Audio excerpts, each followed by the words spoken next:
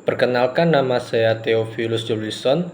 Saat ini sedang berkuliah di kelas karyawan atau KPT di Universitas Nahdlatul Ulama di Kalimantan Barat dengan prodi manajemen dan fakultas ekonomi. Saat ini saya membuat video untuk UTS dari mata kuliah keunguan dari dosen Pak Rosadi. Ini berikut soal-soalnya.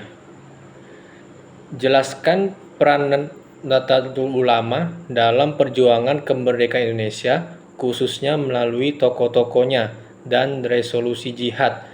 Sertakan juga pandangan Kiai Hasyim Asy'ari mengenai nasionalisme. Jawabannya: 1. Peran Nahdlatul Ulama dalam perjuangan kemerdekaan.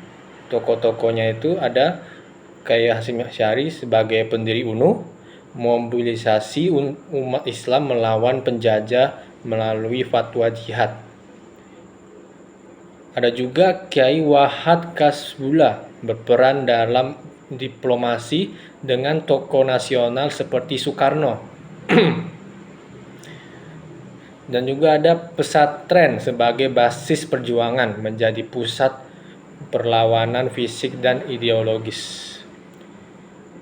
Untuk resolusi jihad 1945 itu dikeluarkan oleh Nahdlatul Ulama pada 22 Oktober 1945, menyerukan kewajiban jihad melawan Belanda yang ingin menjajah kembali. Dan itu memicu perlawanan rakyat, termasuk pertempuran 10 November 1945 di Surabaya sebagai peringati sebagai Hari Pahlawan. Untuk pandangan Kiai Hasyim Asy'ari tentang nasionalisme, itu dalam Islam itu hubul watan mitnal iman.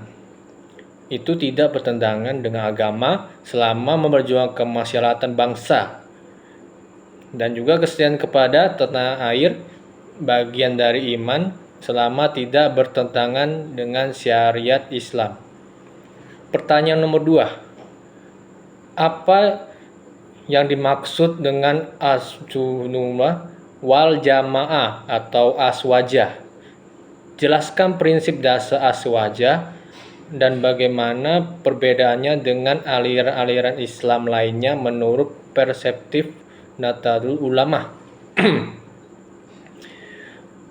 Ahlus sunnah wal jamaah atau aswajah itu didefinisikan paham yang mengikuti ajaran Nabi Muhammad SAW pada para sahabat dan ulama salaf seperti Imam Abu Hasyim Asy'ari dan Imam Abu Mansur Al-Masturi dalam teologi serta Imam Syarif dalam fikih.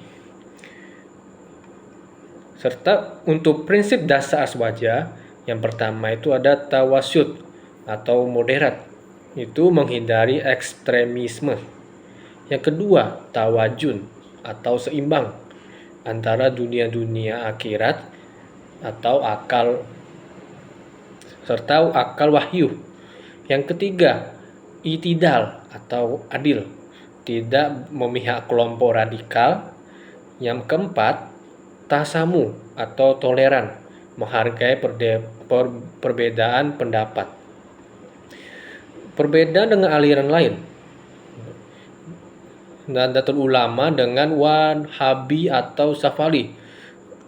Nahdlatul Ulama menerima tradisi talian ziarah kubur, sementara Wahabi menolaknya sebagai bidah.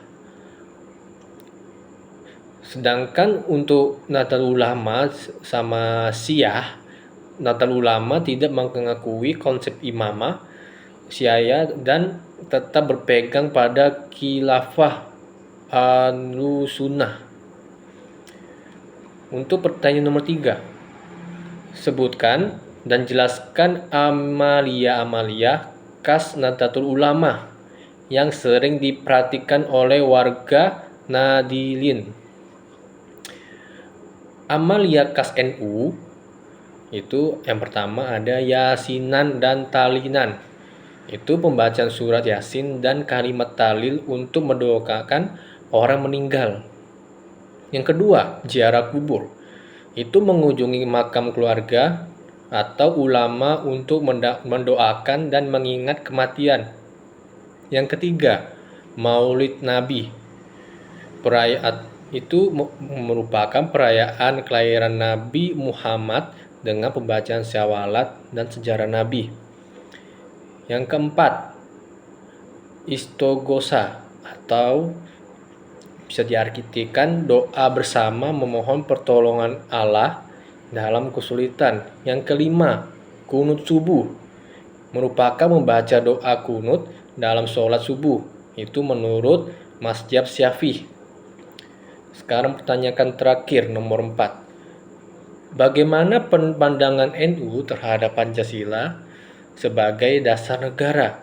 Jelaskan bagaimana NU memposisikan diri dalam menjaga keutuhan NKRI dan hubungan antar agama dan negara. Jawabannya, pandangan NU tentang Pancasila dan NKRI itu karena Pancasila sebagai dasar negara. NU menerima Pancasila sebagai asas fina negara melalui Muktamar 1984 karena nilai-nilainya sejalan dengan Islam. Itu ada keadilan, ketuhanan, dan persatuan.